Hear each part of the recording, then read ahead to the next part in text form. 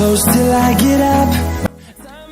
মোৰ মৰমৰ দশম শ্ৰেণীৰ ছাত্ৰ ছাত্ৰীসকল, মই মোৰ আগৰ ভিডিঅ'ত ভাৰতীয় সংস্কৃতিৰ চুটি প্ৰশ্নৰ উত্তৰ তোমালোকক দিছিলোঁ।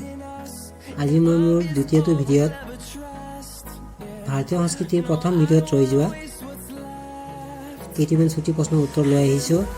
এতিয়া মই এটা এটাকৈ প্ৰশ্নৰ উত্তৰবোৰ পঢ়ি যাম। তোমালোকে যদি ভিডিঅ'টো ভাল লাগে তেনেহ'লে লাইক, শ্বেয়াৰ আৰু ছাবস্ক্ৰাইব কৰিবা। এতিয়া আমি আৰম্ভ কৰোঁ। যোৱা ভিডিঅ'টোত মই ভাৰতীয় সংস্কৃতিৰ 8টা প্ৰশ্নৰ উত্তৰ দিছিলোঁ।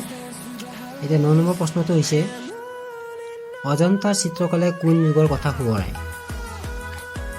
ইয়াৰ উত্তৰটো হৈছে অজন্তাৰ চিত্ৰকলাই বৌদ্ধ যুগৰ কথা সোঁৱৰায়। দ্বিতীয় প্ৰশ্ন, হিন্দু আৰু মুছলিমৰ সমন্বয়ৰ অপূৰ্ব সৃষ্টি বুলি কোনটো ভাস্কৰ্য ক'ব পাৰি? ইয়াৰ উত্তৰটো হৈছে হিন্দু আৰু মুছলিমৰ সমন্বয়ৰ অপূৰ্ব সৃষ্টি বুলি তাজমহলৰ ভাস্কৰ্যক ক'ব পাৰি।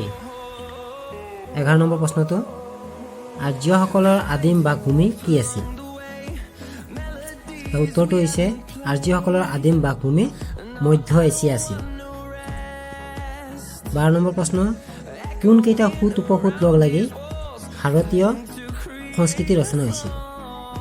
ইয়াৰ উত্তৰটো হৈছে আৰ্য, অনাৰ্য, মংগোলীয়, দ্ৰাবিড় আদি সুত উপসুত লগ লাগি ভাৰতীয় সংস্কৃতি ৰচনা হৈছিল।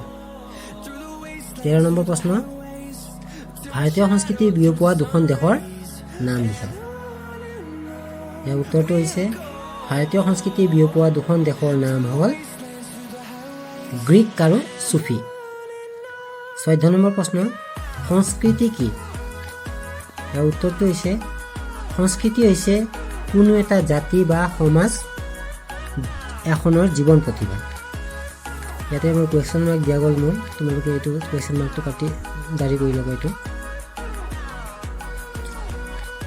15 নম্বৰ প্ৰশ্ন, কি শক্তিক ভাৰতীয় সংস্কৃতিৰ প্ৰাণ বুলি ক'ব পাৰি? ইয়াৰ উত্তৰটো হৈছে ক্ৰম বৰ্ধমান শক্তিক ভাৰতীয় সংস্কৃতিৰ প্ৰাণ বুলি ক'ব পাৰি। ভাৰতীয় সংস্কৃতিৰ পাঠটোৰ আৰু বহুতো প্ৰশ্ন উত্তৰ বাকী ৰৈছে। মই মোৰ নেক্সট ভিডিঅ'ত সেইবোৰ আলোচনা কৰিম। ভিডিঅ'টো যদি ভাল লাগে তেতিয়াহ'লে তোমালোকে ভিডিঅ'টো লাইক, ছাবস্ক্ৰাইব আৰু কমেণ্ট কৰিবা। আজিলৈ এইখিনিয়ে।